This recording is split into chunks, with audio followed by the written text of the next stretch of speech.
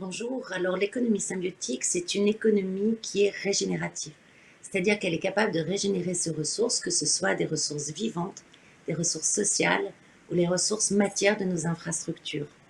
C'est une économie donc qui est positive.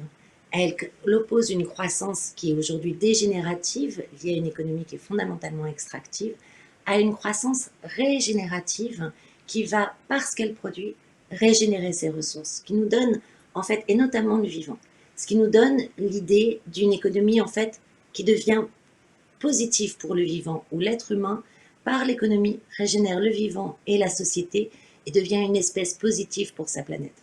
Ensuite, c'est une économie qui est complète. Ce que j'ai montré, c'est que ces produits, ces activités régénératives, en fait, elles existent dans toutes les activités, que ce soit la production des biens de consommation et leur usage, que ce soit l'énergie, que ce soit le métabolisme des villes, que ce soit pour l'agriculture. Dans toutes les activités, on a ces formes régénératives qui sont apparues. Ensuite, elle est globale, c'est-à-dire qu'on peut la caractériser selon des principes de fonctionnement communs et des lois communes de puissance et de lien.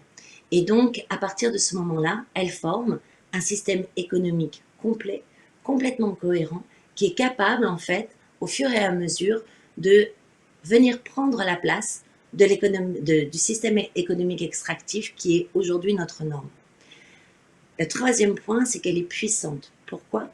Parce que quand on met en place, en fait, ces différentes logiques régénératives sur le vivant, sur le social, sur le technique, en fait, ils rentrent en synergie et ils font que 1 plus 1 fait pas 2, ça fait 3, ça fait 4, ça fait 5, ce qui fait qu'elle devient plus rentable et plus efficiente que l'économie que l'on a actuellement, qui perd sa rentabilité et son efficience par la dégénérescence des ressources. Ce qui donne à la fin, en fait, que on a une hypothèse, elle permet de formuler une hypothèse, qu'en appliquant cette économie à l'ensemble de nos activités, en développant les économies régénératives déjà existantes et en les mettant en lien, eh bien, à l'échelle globale de la planète, on peut avoir une symbiose entre les activités humaines et le vivant qui l'entoure. C'est-à-dire que parce qu'on se développe, le vivant devient plus productif et parce qu'il s'épanouit. Et parce qu'il s'épanouit, nous-mêmes avons un bien-être supérieur. On est capable de régénérer les ressources seulement si en fait on se structure en écosystème. Et pour créer ces écosystèmes régénératifs de leurs ressources, il faut respecter 6 principes. 3 principes qui vont construire ces écosystèmes et 3 principes qui vont les maintenir. D'abord, il faut une diversité. On ne fait pas écosystème si on est tous les mêmes. Ça va être une diversité de ressources vivantes, une diversité de ressources économiques, des investisseurs, des producteurs, des consommateurs, ou une diversité de ressources techniques différentes, acteurs économiques, industries, qui vont travailler ensemble. Il faut qu'elles rentrent en collaboration directement, sans centralisation, sans contrôle, sans intermédiaire. Et il faut qu'elle puisse avoir accès, en tout cas sans contrôle, par un seul de ces acteurs. Par une réglementation, évidemment, pas par un seul de ces acteurs. Et ensuite, il faut qu'elles aient accès librement, en fait, aux territoires de ressources qu'elles ont ainsi constitués. Et selon des communautés de valeurs convergentes, où les acteurs sont unis par une identité territoriale, un souhait par exemple de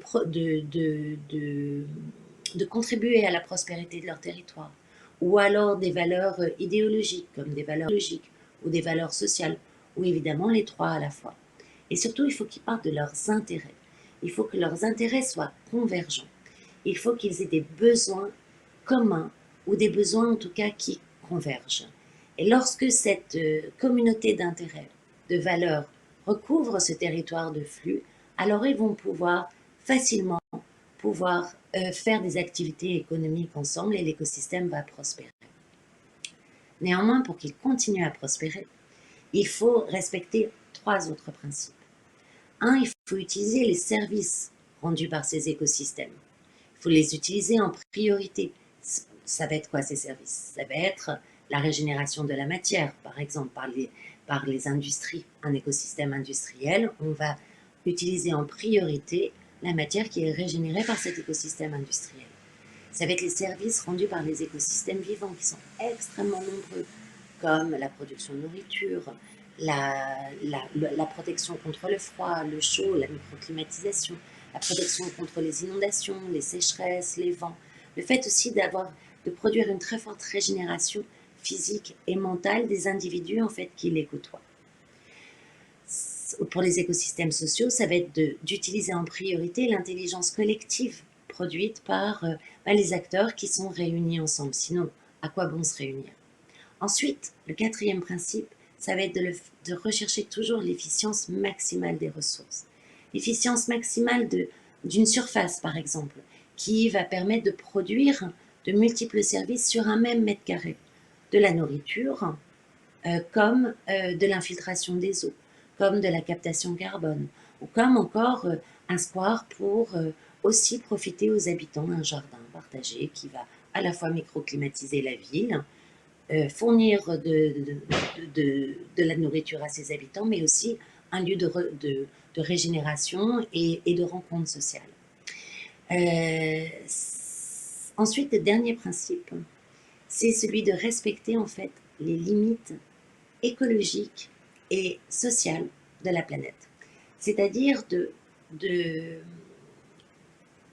dernier principe, ça va être de respecter les limites en fait écologiques de la planète.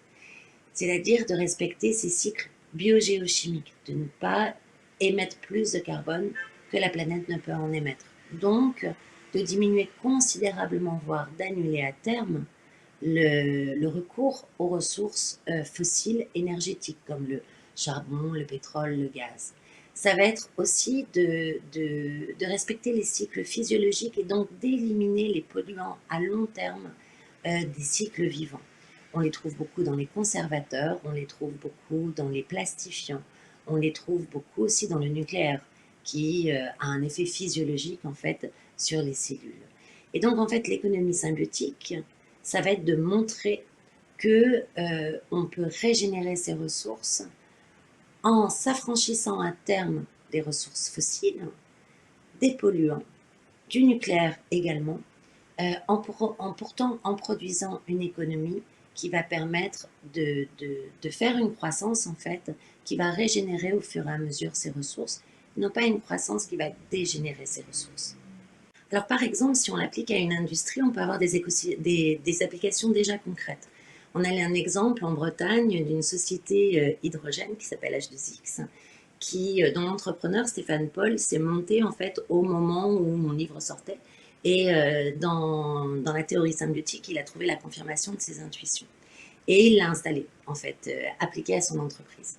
Et qu'est-ce qu'il produit? Il produit de l'hydrogène vert, c'est-à-dire de l'hydrogène issu de sources d'énergie renouvelables.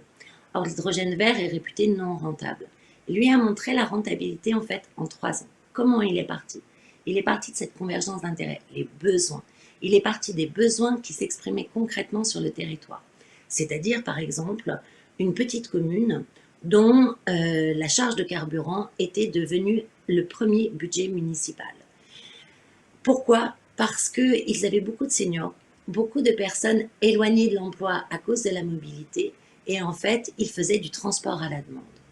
Ce faisant, ils se sont adressés en fait à H2X qui a proposé un service de mobilité qui fonctionne avec des batteries hydrogène donc, que H2X produit, et pour produire le tout, en fait, il s'est associé avec une start-up de l'automobile qui fait que la ville aujourd'hui produit sur place une flotte de voitures qu'elle met à disposition des habitants qui fonctionne à l'hydrogène et cet hydrogène est produit à partir d'énergie renouvelable, mais d'énergie renouvelable locale.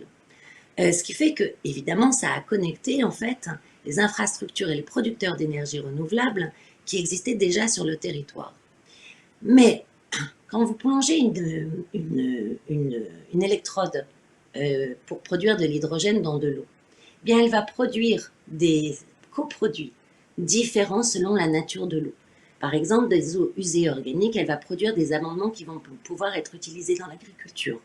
Elle va produire de l'oxygène qui va pouvoir être utilisé dans d'autres industries ou même ils sont en train d'étudier le cas, par exemple, pour de la dépollution, comme dans la baie de Saint-Brieuc qui est envahie par les algues vertes, et où l'introduction d'oxygène permettrait de dépolluer les eaux de la baie de Saint-Brieuc envahies par ces algues vertes. L'autre chose, c'est que du coup, faisant des amendements agricoles, eh bien, ça connecte les agriculteurs et ça leur permet en fait d'acheter aussi l'amendement qui est produit par la production d'hydrogène à partir des eaux usées. Ça intéresse les industries agroalimentaires qui peuvent ainsi valoriser d'une autre façon leurs eaux usées. Et ce faisant, en fait, la rentabilité est issue non seulement de l'hydrogène, de la production d'hydrogène vert et de la vente de l'hydrogène vert, mais de l'ensemble des coproduits. Donc, pour pouvoir réaliser ça, qu'est-ce qu'ils ont fait? Ils sont en train de monter une société de territoire où où il est possible pour chacun de devenir investisseur, y compris les usagers. Donc maintenant, H2X Écosystème a produit un écosystème qui a des agriculteurs, des petites communes, des grandes communes, des producteurs de voitures, des industries, des TPE, des PME et des industries alimentaires, et aussi des centres de formation pour pouvoir en fait étudier leur modèle et pour former et la population en formation continue à ces nouvelles pratiques.